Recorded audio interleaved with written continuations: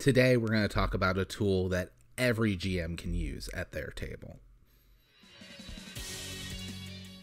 Hey everybody, Bobby here for the GM table, and like I said, today we're going to be talking about a tool that you might be using at your table, but unless you're running Savage Worlds, poster finally up on the wall, you're probably not. And that's a deck of cards. And for those of you who do run Savage Worlds, this still is going to have some insight for you. So first of all, why a deck of cards? Well, the easy thing is I got into it, again, because of Savage Worlds. People who are new to the system or who have just heard of the system probably only know that the deck of cards are used for initiative. But it's not the only thing the system uses it for. It uses it for a ton of stuff. A lot of settings use them for random adventure generators. You have the interlude rules. You have the chase rules.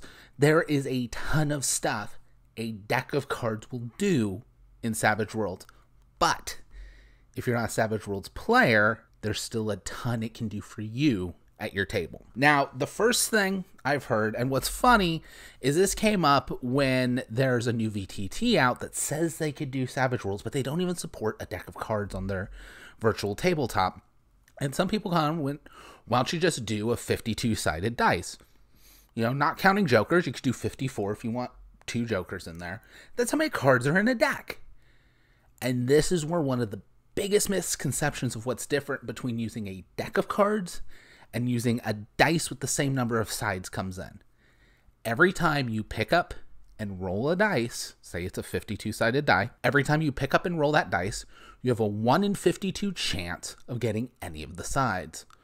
With a deck of cards, say there's 52 cards in the deck, mine has 3 jokers, we're going to get into that later, but say it has none, say it has 52 cards in the deck.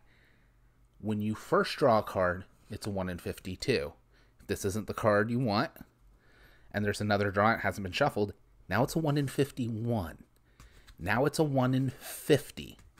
The odds and probability are constantly shifting and depleting as play goes down. In Savage Worlds, again, with the initiative, you don't get the 20 on a D20 is a crit. That's a super awesome moment. For Savage Worlds, it's getting a joker for your initiative, and then your whole turn gets to kind of be awesome. The thing is, as you play, the deck of cards goes down, and the odds of a joker showing up get higher and higher. It's a waiting game till the card you get comes up. There's still odds, there's still probability, there's still risk, but it's constantly shifting.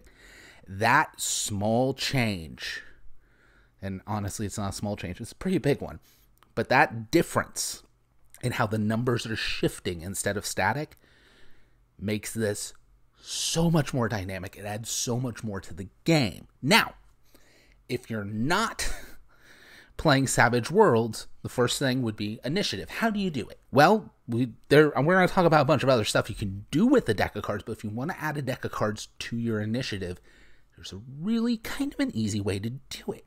At least for like D20 based games. I'm not going into every single system and how to do it, but D&D games, Pathfinder games, anything that is a D20, you roll your 20-sided die plus modifiers and bonuses against a DC, you can still have a deck of cards.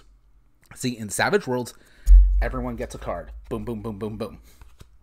Cool. There are special edges for you D&D and Pathfinder fans. They're like feats that some people can get 2 cards. There's edges that if you get a 5 or lower, you can get a new card.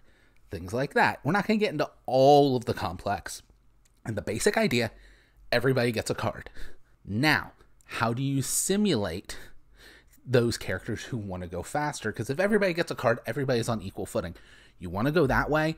You want to have things like dexterity and things like Pathfinder 2nd Edition perception still really matter for initiative. Even easier. Well, not even easier, but not much more work. You make a DC for the encounter. Anyone who wants to roll, who wants to try and do better, rolls.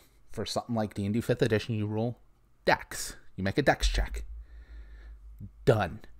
Just like with initiative, you make an initiative check. For any system where it's a different type of check for initiative, you make that check. If they don't hit the DC, they get 1 card just like everyone else. If they hit the DC, they get 2, and they take the better of the 2. Real simple. That's if you want to. If you just want to deal out cards, great. Now, why? Why cards for initiative? Well, first of all, dealing cards to everyone for initiative actually makes new initiative every round a lot easier. Here's the thing. It might sound like, well, everybody rolling dice would take just as much. Everybody has to roll dice, add their modifiers, check. Now, granted, if you're doing that extra rule, some people will be rolling dice, but they're just going to roll and see if they hit a DC. Hitting a DC and noting specifically what number you are in an order of everyone actually takes less time. But not just that. The best advantage of cards is you pass them all out and players set them so the GM can see them. I now see everyone's initiative. I can just pop to each person. If you only want to do it once, just like standard games, and it stays, you do it. But if you want new initiative, boom, boom, boom, boom, boom, you redeal at the beginning of the round. I would actually say, if you're running that side thing where you check to see if you get 2 cards, make the one check at the beginning of initiative. If they succeed, they now get 2 cards every time you deal initiative. Makes it really powerful, but it's just 2 cards and they pick the better of the 2. So, not a whole lot of extra work. Now, if you don't care about dynamic initiative, that's fine. But if you want to try something new and you want dynamic initiative, and maybe you have tried it with some of the suggestions and rules, even things like the 5th edition DMG, you'll know that they can slow things down. This is not very slow. Initiative out of the way. The big obvious one of let's take something from Savage Worlds and put it into other systems. A lot of people say let's take dice and put them in the Savage Worlds initiative. I think my description of why probability with a deck of cards shifts kind of tells you why that's going to take a lot of Savage Worlds out, but we're stepping away from initiative. So we're going to talk about some of the other stuff deck of cards does in Savage Worlds that's really, really important, and it can also shine some light on things. See, Savage Worlds also has a mechanic called interludes. Now, interludes are really just, you have a player give some backstory of their character. It's designed to be during sitting around the campfire in fantasy games, or you can use them for montages. I've done videos about that. But basically, they get to say something about their character's past, and you just go with it. It doesn't affect the right now, but it helps build character and build the character's backstory without going, here's my 3 pages of backstory, I hope everyone read it. No, you organically have it unfold during play. Characters can know all this ahead of time, or they can wing it. But the real trick with interludes is they don't get to say just any story. You draw a card. The suit of the card is the prompt. Clubs are tragedy. Spades are victory. Hearts are love. Diamonds are desire. Which brings us into the next really cool thing about the deck of cards. You don't have to change your dice. You don't have to change out what you're using to change your odds. We talked about the 1 in 52 deck without jokers. This is also a D4 because there are 4 suits. Again, if jokers, you can just say joker show up, it's awesome. Or real simple, if a joker shows up, you redraw. Done. Simple. Or just don't have the jokers in, because again, you can mess with this deck. You can remove things and add things. I've seen games where they say there's a deck of cards, but there's no face cards. You remove them all before you play. It's a custom deck you make.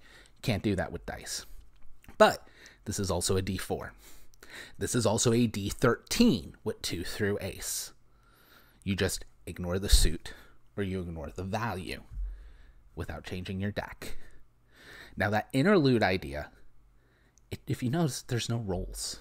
It's just an RP prompt. Now, in Savage Worlds, you then reward them with a Benny. If there's something like a Benny, like 5th edition inspiration or hero points or anything like that, you reward them just the same, and you can take that entire system, it's really just one mechanic, and plop it in any game. And it's going to add a lot of RP potential. It's going to fill in the downtimes. GMs, if you need to maybe prep something because your players went off the rails, have a character do an interlude. While they're talking, I mean, try to keep an ear out because it is their backstory. But while they're talking, you now have time at the table to quickly grab notes, reorganize things, shift some stuff around. And there's no silence at the table. It's huge. Now, as I said, there's a bunch of systems, but the other one I'm going to talk about today is dramatic tasks. Dramatic tasks are awesome, and they're scary, and they are super useful. Now, in the new edition of Savage Worlds, dramatic tasks are much more flexible. Beforehand, it was always 5 rounds. It was always 5 cards. Now you can shift the number of rounds, you can shift the number of successes, but we're going to keep it simple for people who aren't used to Savage Worlds. 5 rounds. Each round has a DC. Typically, you'd set the DC the same for all of them.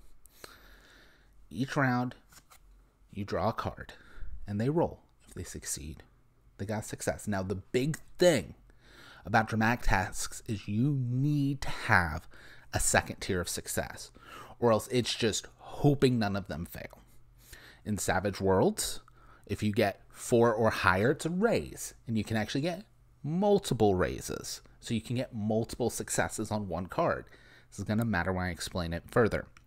So, honestly, Pathfinder 2nd Edition kind of does this with the plus 10's a critical success. I would actually say if being it by 10 were a critical success and you roll in your crit range, usually a 20, it's 2 successes. D&D 5th Edition, I would do it by 5s. The numbers are much smaller. If you beat a DC by 5, it's an extra success. I think in Pathfinder you could do the exact same thing. It's a higher power game. It wouldn't break anything. Now, why by 5? Well, if you look in 5th Edition, there are saves where if you fail, something happens. If you fail by more than 5, something happens. Very rarely, there's saves where if you succeed by more than 5, something happens. It's already in there, it's just not used much. You can use it here. Now, you might be asking, where's the cards? I said you draw cards. Yes, the cards are keeping track of each round. But the other big one, I'm going to shuffle because I keep getting a club at the top of my deck. And that just, it's not good. The Savage Worlds clubs always mean bad things. It's real easy to remember. You get beat with a club. But each round, you draw a card. If it's not a club, you make the check. If it is the club, you take a penalty. In Savage Worlds, it's -2. Because the target number is 4. It's huge. It's something like D&D, you could do -5. I would say if you're doing the plus 10, like you're looking at really high swings in like Pathfinder 2nd Edition, maybe even try -10. But -5 should work. And if you do successes or every 5, it works just fine. If a club comes up, it's a penalty. But not just that. It's a penalty. It is harder to succeed. If you fail on a club, everything comes tumbling down. Now, as a GM, you do have to narrate. One of my favorite examples of this is in the deluxe book of Disabling a Bomb. You go each round, boom, boom, you're getting successes. Everything's good. A club came up, turns out you hit a trip timer. You have to disable that timer right now or the whole bomb blows up. Doesn't matter if it was round 1. Doesn't matter if it was round 3. You need to beat that one or everything comes crumbling down. If you succeed, you don't win at the whole thing, but your successes do count. This is where we get into counting successes. This is where it really matters that you need multiple degrees of success for dramatic tasks to work. But, again, we're going to go back to Deluxe because it's easier. I'll do a whole video on dramatic tasks in Adventures Edition, and you can take these tips and still port it over, but right now we're going to keep it simple. Before Adventures Edition, it was 5 rounds. You need 5 successes.